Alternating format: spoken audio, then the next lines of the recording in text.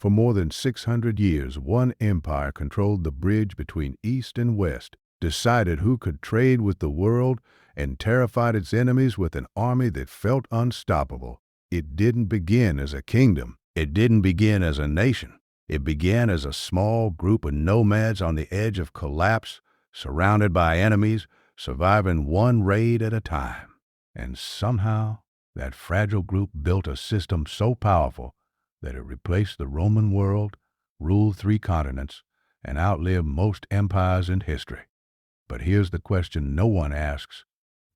If the Ottoman Empire was so strong, why did it collapse slowly, painfully, and publicly? This is not the story of a single battle or a single ruler. It's the story of how the most flexible empire on earth became unable to change and paid the price for it. History is often taught as a list of dates, battles, and famous rulers, but empires are not built by destiny, and they do not collapse because of a single defeat. Empires rise when their systems work better than everyone else's, and they fall when those same systems stop adapting to a changing world. No empire proves this more clearly than the Ottoman Empire. The Ottomans ruled across 3 continents, controlled the world's most important trade routes, commanded one of the most feared armies on earth, and governed millions of people from dozens of cultures under a single political system. Yet this global superpower began as a small group of nomadic warriors, struggling to survive on the edge of a collapsing world. In the late 13th century, Anatolia was not a center of power. It was a shattered frontier. The Seljuk Turks had fallen. Mongol invasions had destroyed political stability. The Byzantine Empire was weakening but still clinging to life. Authority was fragile, borders were unclear, and survival depended on strength, loyalty, and adaptability. In this dangerous borderland lived a Turkic clan led by a man named Osman. Osman was not a king. He did not rule cities or command wealth. What he possessed was far more valuable on the frontier. Men who followed him because he could protect them and reward them. Those who fought alongside him received land, loot, and security. Loyalty was not based on blood or ethnicity, but on shared benefit. This flexibility became the foundation of Ottoman power. Osman's followers were not only Turks. They included converted Christians, former Byzantine soldiers, and frontier warriors looking for opportunity rather than identity. When Osman died, his name became the identity of something new: the Ottomans. As Ottoman forces expanded, they faced a challenge that destroys many warrior societies.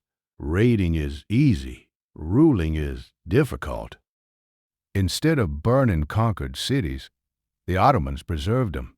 They kept existing tax systems, administrators, and local laws, placing a loyal military elite at the top. This approach allowed them to expand steadily, especially into the Balkans, where control was established gradually rather than through mass destruction. Then came one of the most revolutionary decisions in military history: the creation of the Janissaries. Instead of relying on tribal warriors or feudal nobles, the Ottomans built a standing army loyal only to the state. Through the Devshirme system, young Christian boys were taken, educated, converted, and trained to serve the empire. They had no family power base, no tribal loyalty. Their identity belonged entirely to the state. The Janissaries became one of the first professional armies in the world.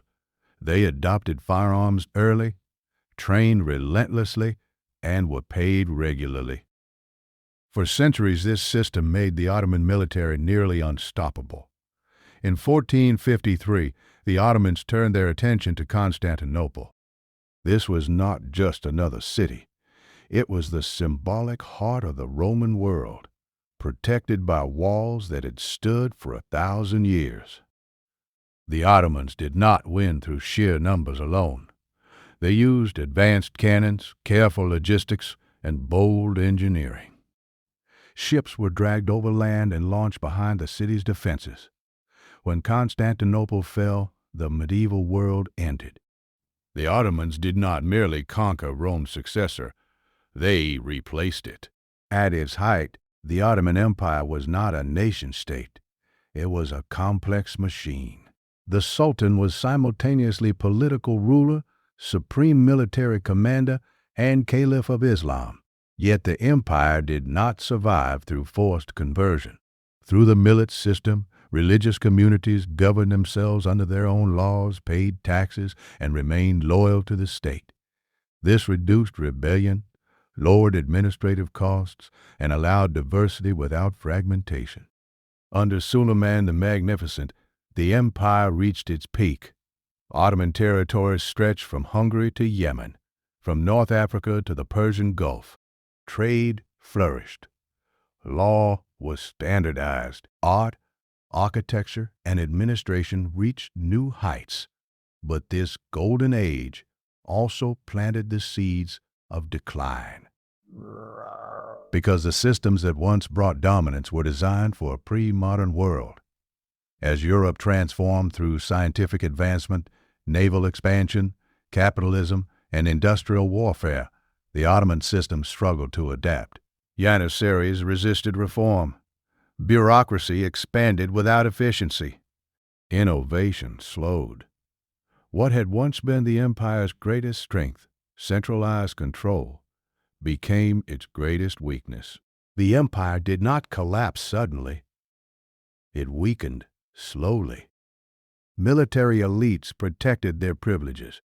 Corruption replaced merit. Provinces gained autonomy. Economic systems lagged behind modern financial models. Reforms were attempted, but every reform threatened those who benefited from the old order.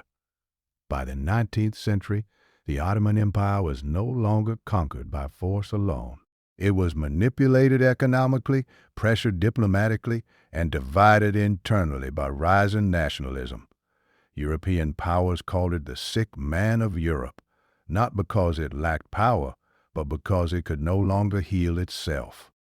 World War I became the final test.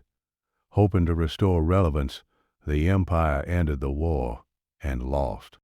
Defeat brought occupation, partition plans, and foreign control. In 1922, after more than 6 centuries of rule, the Ottoman Sultanate was abolished. The empire ended not with a dramatic last battle, but with legal documents and political decisions. The story of the Ottoman Empire is not simply about conquest and collapse. It is a lesson in how flexibility creates power, how systems outperform individuals, and how institutions that refuse to adapt eventually fail. From nomads on a broken frontier to rulers of 3 continents, the Ottomans were not an accident of history.